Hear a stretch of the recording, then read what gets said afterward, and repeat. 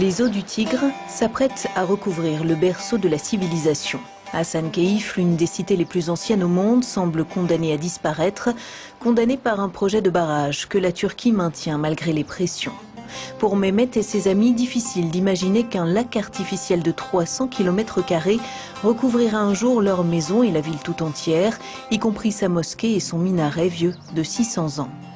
Hassan Keyf elle-même aurait été fondée il y a 10 ou 12 000 ans et de nombreux sites archéologiques demeurent inexplorés.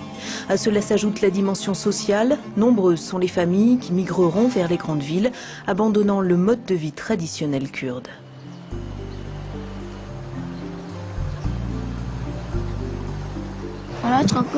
Quand l'eau aura submergé notre ville, moi et ma famille, on sera obligés de partir pour la grande ville de Batman. J'ai peur de cette inondation. Ça nous rend triste parce qu'après la construction du barrage, la mosquée historique d'Hassan Keyf sera sous les eaux. On ne verra plus le minaret.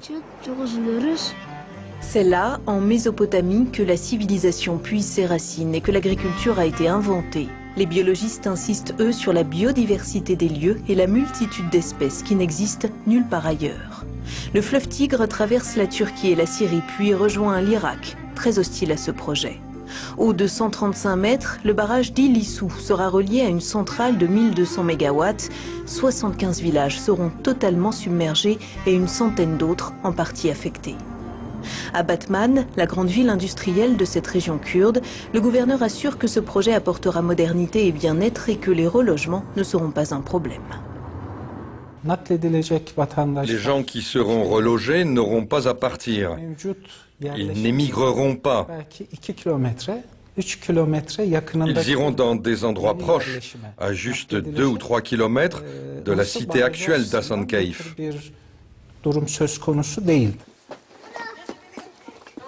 Les promoteurs parlent d'environ 5000 relogements, mais les opposants au projet estiment que 50 000 personnes vont perdre leur maison. 85 000 perdraient également leurs moyens de subsistance. Hassan Keyf vit notamment du tourisme culturel. Ali Ayhan est musicien. Pour boucler ses fins de mois, il travaille aussi comme guide. Quand ils auront construit le barrage, je n'aurai plus d'avenir. Le barrage va détruire mon avenir et l'avenir d'Hassan Keyf. Les habitants ne croient pas aux promesses du gouvernement qui assure que le tourisme nautique se substituera aux sources de revenus traditionnelles. Le projet est aussi en contradiction avec plusieurs directives européennes, en particulier sur l'environnement, embarrassant pour un pays qui aspire à devenir membre de l'Union.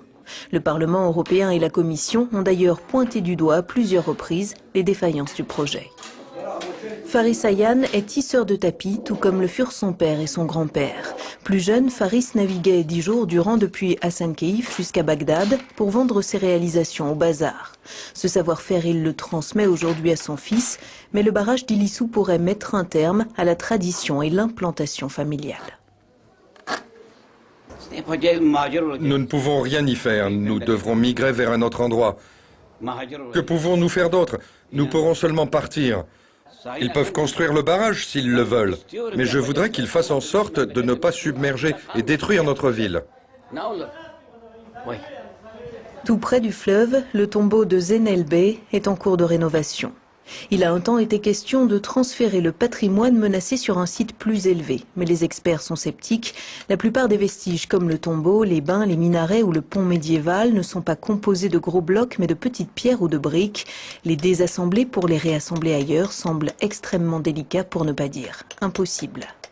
Le maire espère encore empêcher cette montée des eaux qui atteindra les 40 mètres. Nous lui avons demandé quel serait son message au Premier ministre turc Recep Tayyip Erdoğan. Au lieu de construire cet immense barrage d'Ilissou qui menace l'héritage culturel d'Hassan Keyf, je vous appelle à réfléchir aux alternatives possibles, comme la construction d'un barrage de plus petite taille, ce qui sauverait Hassan Keyf. Mais jusqu'ici, le gouvernement n'a pas dévié. Le gros du chantier va bientôt démarrer. Le barrage doit théoriquement être terminé en 2017. Le gouverneur de la région de Batman nous explique que le niveau de l'eau doit atteindre le plus haut balcon du minaret médiéval d'Hassan Keyf. Lui est favorable au projet. Son rêve, une Hassan Keyf nouvelle avec des hôtels 5 étoiles, des centres commerciaux et une école de tourisme. Il faut souligner que pour la seule construction du barrage, 10 000 personnes vont être employées.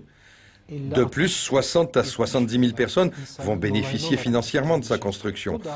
Ce sera une grande contribution pour trouver une solution au problème du chômage ici et dans la région.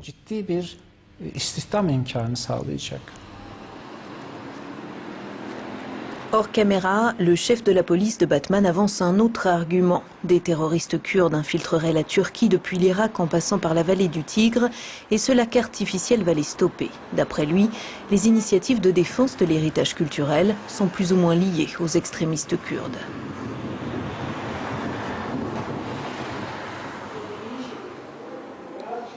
À l'hôtel de ville de Batman, le bureau du maire est vide. Accusé d'avoir des liens avec le PKK, un mouvement classé comme terroriste, il a été emprisonné fin décembre. À Batman, on parle de persécution politique et de chasse aux responsables kurdes. L'adjoint au maire interpelle lui aussi le Premier ministre turc. Monsieur Erdogan, je pense que vous ne devriez pas anéantir 10 000 ans de l'histoire de l'humanité. Tout cet héritage perdu juste pour produire de l'électricité pendant 50 ans.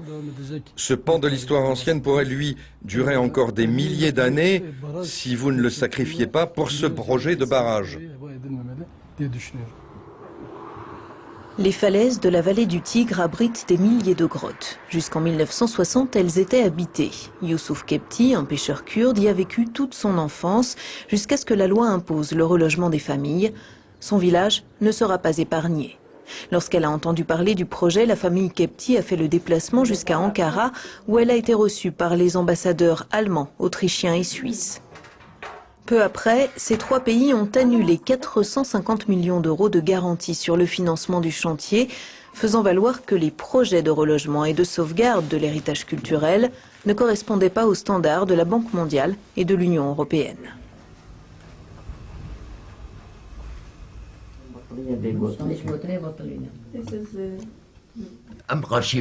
Nous ne voulons pas de ce barrage. Nous sommes satisfaits de la situation telle qu'elle est aujourd'hui. Les auteurs du projet disent que ce barrage qu'ils veulent construire regorgera de poissons et que nous, les pêcheurs, nous n'aurons pas de problème pour gagner notre vie à l'avenir. Mais ce sont des mensonges.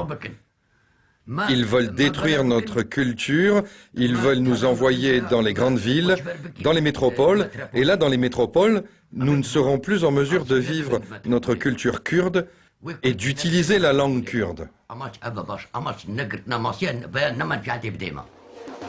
Ce jour-là, des femmes en tenue traditionnelle manifestent à Hassan Keyf contre l'inondation programmée de la cité. L'avocate Ayla Akat représente la circonscription de Batman au Parlement turc. Elle appartient au Parti de la paix et de la démocratie qui a succédé au DTP, le parti pro-kurde interdit par la Cour constitutionnelle en décembre.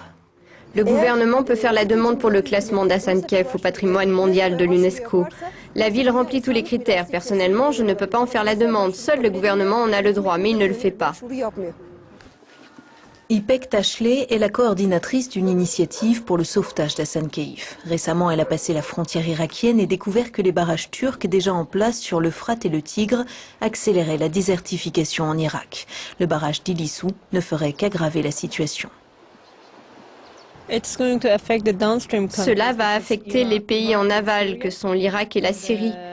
Et si ce projet est mené à son terme, environ 15 millions d'Irakiens seront affectés.